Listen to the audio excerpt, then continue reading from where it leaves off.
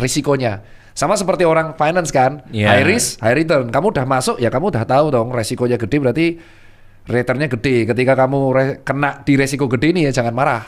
Oke. Nah sama di kesehatan, kalau kamu sudah tahu jadi atlet risikonya gede, maka resikonya terberat kamu tahu debt gitu. Berarti yang sempat ada potongan podcast Dr. Tirta bilang saya sudah berubah, dulu saya pas masih muda tuh saya betul. paling benar gini. Betul. Berarti sekarang udah bisa lihat sudut pandang orang gitu. Iya. Ada perubahan itu berarti. Perubahan itu gara-gara beberapa buku yang aku baca sama netizen. Jadi itu yang namanya paradigma shift. Nah itu nanti bisa di konten lain tuh.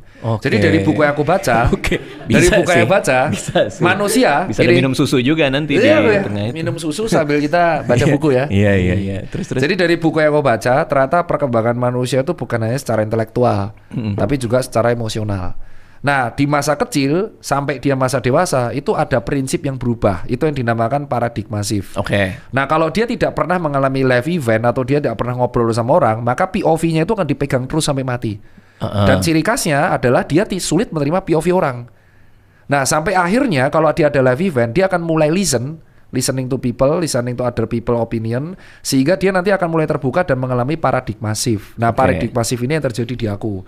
Jadi setiap manusia itu pasti akan mengalami atau perkembangan perubahan prinsip seiring usianya berubah. Dr. Tirta yang sekarang itu nggak akan pernah ada kalau nggak ada Dr. Tirta umur 25. Tapi kalau disuruh ngulang, aku tidak akan membiarkan yang 25 ini berubah. Ya biarin dia kayak gitu. Ya.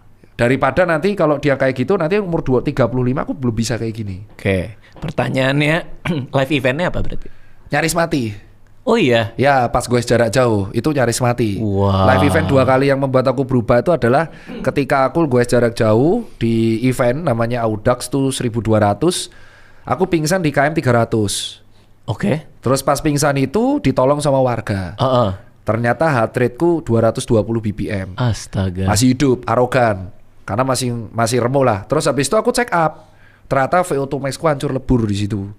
Dan di situ aku bersyukur aku masih dikasih kehidupan. Ternyata VO2 max ku hancur lebur karena aku nggak pernah berhenti ngerokok, gaya hidupku berantakan. Itu yang membuat aku paradigma shift berubah dan aku mulai menerapkan berarti itu yang pertama. Yang kedua, ketika gue jarak jauh Jogja Jakarta, aku ditolong berkali-kali sama orang yang nggak tahu aku siapa.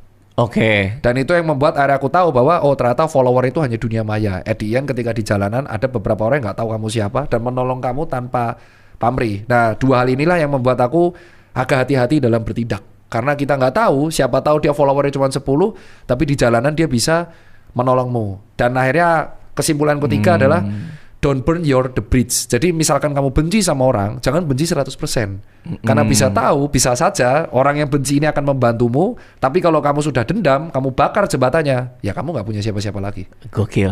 Itu pas live event 2 itu agak berubah. Jadi